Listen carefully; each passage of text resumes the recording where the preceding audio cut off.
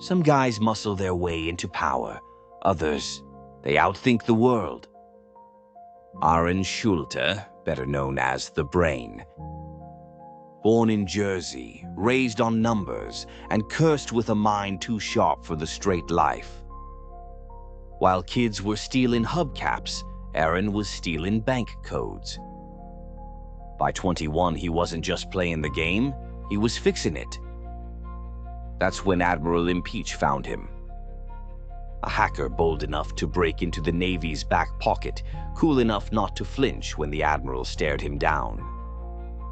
Impeach saw more than a thief, he saw an architect. And Aaron, he saw a throne. Now he's the one who keeps the Admiral untouchable. Laundered millions through shell companies nobody can trace.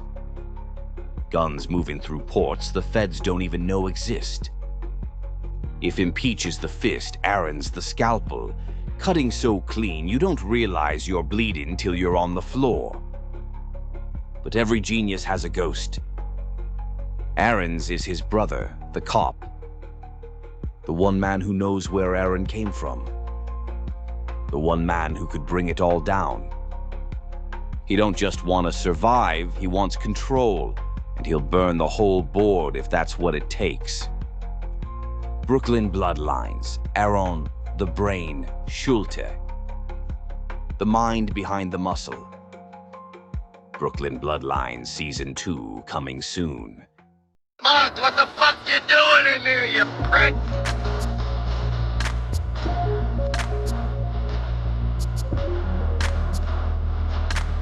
Tales from the Pizzaverse. The Haunted Pizzeria Caper. Brooklyn after rain smells like a confession. Hot brick, wet garbage, and garlic knots somebody forgot under the lamp. The club was warm, full of cigar ghosts and old stories. Sinatra wheezed through a beat-up jukebox like he owed you rent. That's when Sun-Grown kicked the backroom door open, hoodie damp, eyes wide, looking like trouble with a coupon. Yo, you hear about Tony's famous pie on Bay Ridge? People say it's haunted, like, for real. Haunted my balls, Frank Pecoraro grunted, cigar clenched. Only spirits in that joint are the ones in the bottle we're about to finish.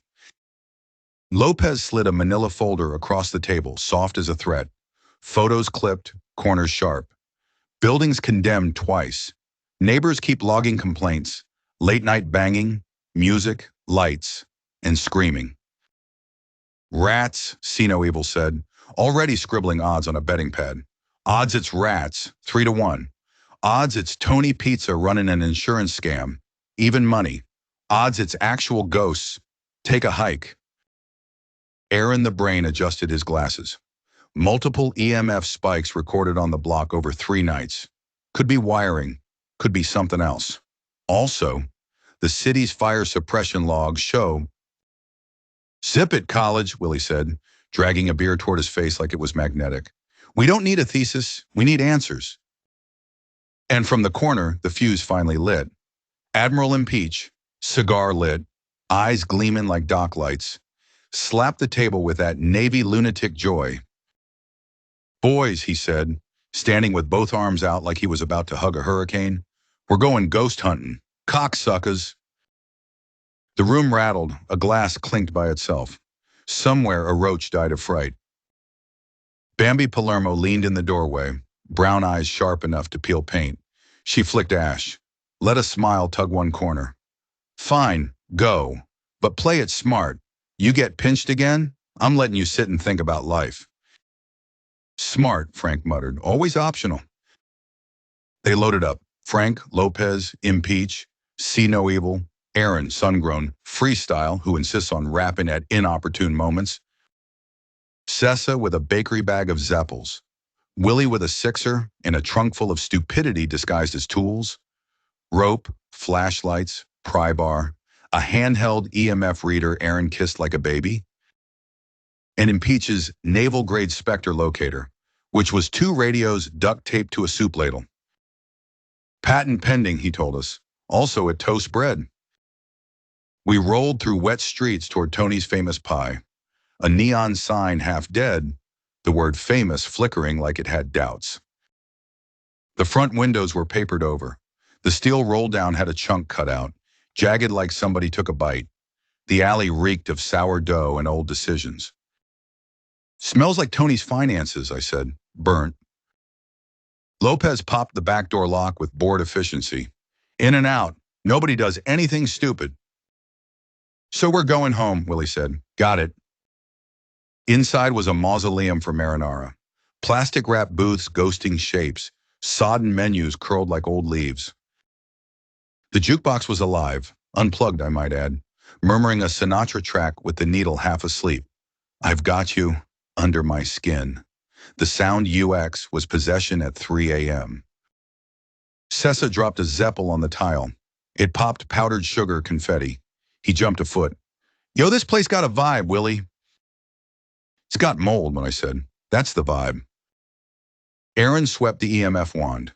The little LEDs went happy birthday bananas near the ovens. Big double-mouth bricks, black-lined, mouths agape. Electric anomaly, or something hot. "No shit," Frank said, patting the oven like an old friend. "It cooks pizza." Then they heard it. A laugh, tinny, echoing, from behind the swinging kitchen doors. Metal clattered. A shadow zipped past at the edge of the emergency light, white and quick like flour dust with opinions. Impeach surged like a wave. "Cocksuckers!" he roared and charged head first into the swinging door. The door won. He bounced backward, cigar still lit, dignity slightly dented. He saluted the door. Solid craftsmanship. They swept the kitchen. Rusted pans, a dough mixer the size of a small car, flour footprints the wrong direction. They started in the middle of the floor and walked backward toward the freezer. They filed in. Lopez, Frank, CNO, Aaron, Sungrown, Freestyle, Sessa, Willie, and finally Impeach, who crossed himself, then the soup ladle. The corridor stank of wet plaster and fryer oil. Bare bulbs hummed like angry bees. Every 20 feet, a speaker, little cheap ones, taped to the ceiling with gummy residue.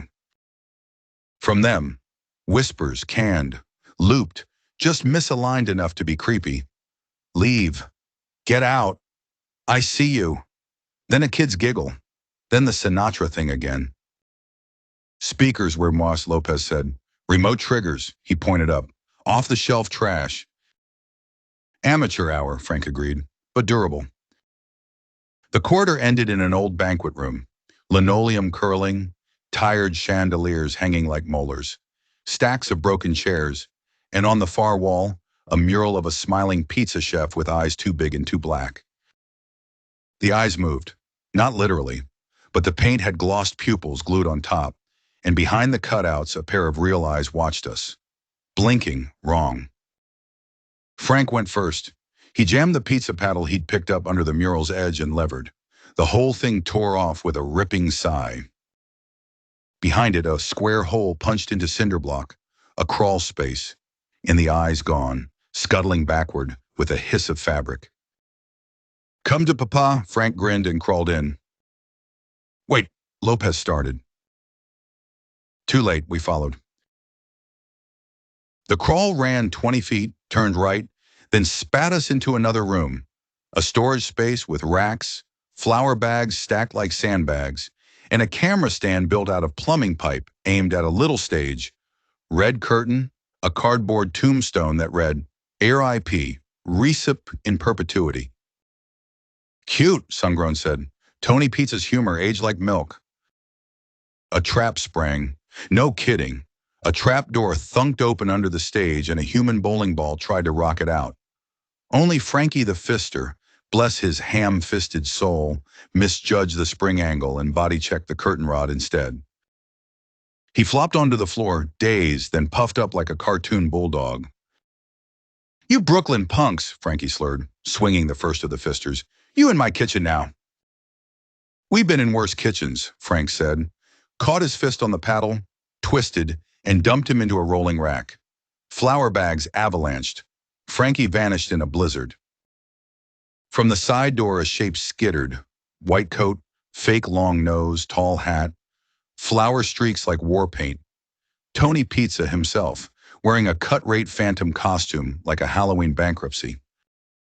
He hissed through the fabric, "Leave my house! Leave, woke joke devoto eater!" Freestyle instinctively started a bar. "Tony Pizza Greasy, your hauntins cheesy, Brooklyn boys breezy," then choked as sun-grown pod fogged the room. The smoke curled under the fluorescence. Everything turned velvet. "Is that oregano?" Sessa said hopefully. "Science," Sungrown said. "Also, yeah." Lopez cut left, silent like a well-paid memory. He swept behind the racks, clocked a string of tripwires, bells, marbles, the whole Walmart Home Alone kit. He snipped two, pinned one with tape, and shoulder-checked the door the smoke had made inviting. The door flew open, and there, behind a fold-up table stacked with cheap Bluetooth speakers and remote switches, Tony Pizza froze like a toddler caught shoplifting. Tony bolted. Willie stepped into the lane with beer fridge reflexes and hip-checked him back into reality. Tony went down, hat rolling. His fake nose skittered like a roach trying to change its life. See No Evil stepped on the nose neatly, smiled, and said, "Odds of you getting away just dropped to 0, you greasy jalopy." "I got insurance," Tony squeaked. "Haunted property clause."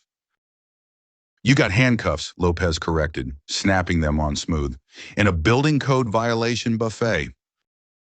From the crawl space behind us, Frankie erupted again, covered head to toe in flour, eyes wild, looking like the Pillsbury Doughboy's evil twin. He made it 2 steps before Impeach stepped into his path, cracked a cigar grin, and detonated the word like a depth charge. "Cocksuckers!" Frankie stalled like a stolen car. The word bounced around the room and shook loose a cassette player hidden in the duct, which obligingly clicked on and wheezed a ghoulish moan as if it too was afraid of Impeach. Anthony Sessa, the wolf from Philly. The first time Brooklyn laid eyes on Anthony Sessa, the air got heavy. He stepped off that midnight Amtrak from 30th Street Station, wearing a dark overcoat, smoke curling from his cigarette like it was his own personal fog machine. Philly had its killers, but Sessa, he wasn't just another button man. He was a problem solver. The kind of guy you sent when you wanted chaos turned into order, or a man turned into dust. Word on the street said he was coming at the personal request of Goku D'Angelo. Brooklyn was slipping. Too many betrayals. Too many mouths whispering in shadows. Trock was dead. Harlow's betrayal was still stinking up the borough, and Christian Zintelli was making his move, smooth as oil. Goku needed somebody who wasn't tangled in New York politics. Someone clean of the Brooklyn mud. Philly muscle with no Brooklyn loyalties. That someone was Anthony Sessa. The sit-down La Tavola Nera, back room, candlelight low. Goku at the head, Nick Palermo to his right, Bambi Palermo sitting back with that watchful fire in her eyes, and Lopez leaning in the corner, silent but loaded. The door creaks. In walks Sessa, tall, lean, scars on his knuckles from fights nobody dared to ask about. He don't bow, don't kiss rings, just nods once and takes the chair left open like it was meant for him. "Brooklyn's boilin'," Goku says, voice gravel deep. "We need a man who don't spook easy, a man who's got no skin in the local games. Philly tells me you're that man." Sessa just lights another smoke, exhales slow. "I ain't here to make friends. I ain't here to play your politics. I'm here 'cause Philly don't like the smell of Kansas City creeping into New York. And if I'm being honest, neither do I. You want order? You want the streets to remember what fear feels like? Then I'm your guy, but I ain't nobody's errand boy. I work with ya, not for ya." Nick bristles, but Bambi leans forward, smirking. "Good. We don't need another soldier. We need a wolf." The move first job, he don't waste time. Within a week, Sessa cracks heads in Bay Ridge, wipes out a crew trying to skim dock shipments under Zintelli's nose. Sends the survivors back to Kansas City missing teeth and dignity. Leaves one alive with a broken jaw just so the story spreads faster than wildfire. By the end of the month, everybody's whispering it. Anthony Sessa ain't Brooklyn. He ain't Philly. He's the blade between. The streets of Brooklyn don't trust outsiders. But Anthony Sessa ain't looking for trust. He's looking for blood, order, and maybe a shot at his own piece of the pie. And whether Brooklyn wants him or not, the wolf from Philly's here to stay. Brooklyn Bloodlines Season 2, coming soon, whether you're ready or not. Unmasking time, C&O said brightly and ripped the cheap phantom hood off Tony Pizza. There he was, pasty, splotched, a smirk already forming because scumbags love routines. It was you the whole time, Sessa said, half to himself like he was 5 and the cartoon just taught him about capitalism. Tony rolled his neck, greasy confidence slipping back like a familiar coat. Spooked the neighbors? Spooked the city? Let the joint rot? Collected the checks?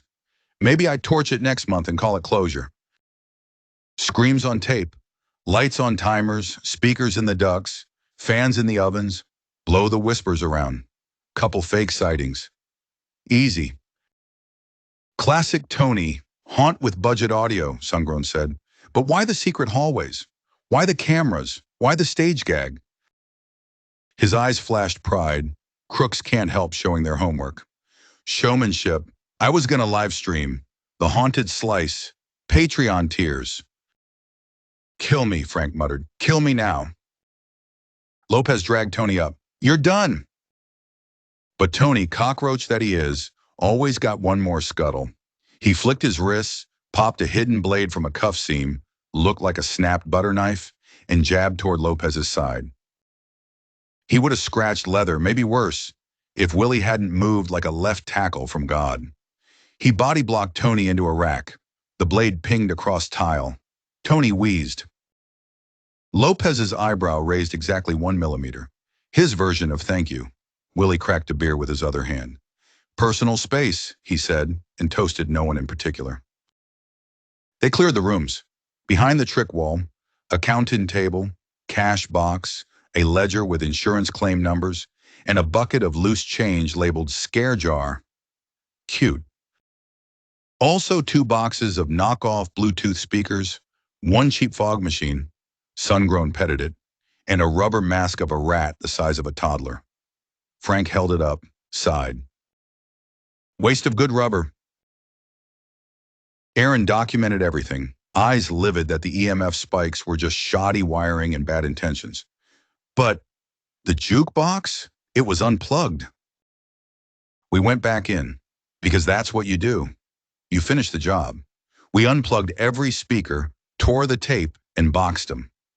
We peeled away fishing line that made ghost napkins float. We found a fan aimed at the ovens to push whispers through like a poor man's poltergeist. Lopez shot photos from 3 angles each, while Aaron traced Tony's little circuit like he was mapping resentment. Look at this, Frank said, tapping a poster by the register. Grand reopening. Tony's famous pie. Bigger, better, brickier. Dated 5 months ago. Never happened. Tony'd been cooking a dead oven for a long time. Guy wanted out, Willie said. Just not the honest way. Honest way don't get you fish wrapped in newspapers calling you a visionary, See No Evil said. Honest way gets you arthritis in both wrists and a son who doesn't want to learn the dough. Still, I said, some debts you pay, some ghosts you don't invent. They locked the back. The sun yawned up over Bay Ridge like it had somewhere better to be. The block felt lighter already, less whisper, more birds. Lopez peeled blue tape across the back door. Police line, do not enter. He lingered, not because he's sentimental, but because he likes a clean, full stop. They paraded to the club like a busted victory. Sessa brewed espresso strong enough to sand wood. Frank cracked a fresh cigar like a pat on the back you can inhale. Sungrown took the fog machine apart to respectfully recycle the internals. Aaron cataloged mementos for a case file, then separately for a lecture he swore he'd give about electric illusions and moral ones. See No Evil spread cash and bets on the table like a croupier of poor decisions and split it fair. Willie taped Tony's rubber rat mask above the bar, wrote no refunds on it with a Sharpie. And Bambi? She strolled in late, hair pulled back, jacket thrown over her shoulder, the whole room hushing because that's what it does when the gravity arrives. She scanned our faces, bruised, floured, wired, then the rat mask, then the bag of confiscated speakers. The corner of her mouth twitched. So, she said, haunted? Haunted by the dumb, I said. By the insured, See No Evil added. By cocksuckers, Impeach finished, satisfied. She nodded once. You cleaned it? Top to bottom, Lopez said. Casework forwarded. DA will yawn, but they'll file. Bambi plucked a Zapole out of Sessa's bag. Bit, powdered half the table with sugar snow. Good, she said, mouthful. Brooklyn sleeps better. Pour me a double. They did. The day stretched. The smoke thinned. Laughter came easy. It's funny how fast the city forgives a night like that when the right two idiots get cuffed. Somebody put a real Sinatra record on, one that didn't sound like abandonment. Freestyle looped up a little beat on his phone and ad-libbed something toothy. Sungrown's eyes went low-tide. Sessa promised to bake a tray in honor of our dearly departed scam. Frank told the story twice already. Both times he was the hero, neither time was wrong. Willie insisted the flower made him look younger. See No Evil was still taking side bets on who'd nap first, odds fluctuating like the Dow. Lopez polished his badge once, which for him is a bottle of wine and a slow dance. The block breathed. Somewhere far off, a kid laughed at nothing, which is either the purest sound in the world or the first sign you're getting old. You want to know the truth? Brooklyn ain't haunted, it's crowded. With memories, with scams, with loudmouths and long shots and ladies who can recite when the bakery changed flour vendors because the crust's been different since. The dead don't scare us. The living do because they keep trying to turn a neighborhood into a spreadsheet. So we pull their masks, we rip their wires, and we make sure the jukebox sings the real song.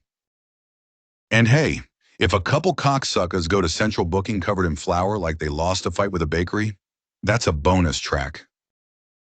That night, before the club shuttered and the ashtrays cooled, Bambi wrote the headline on a bar napkin because she liked titles, The Haunted Pizzeria Caper.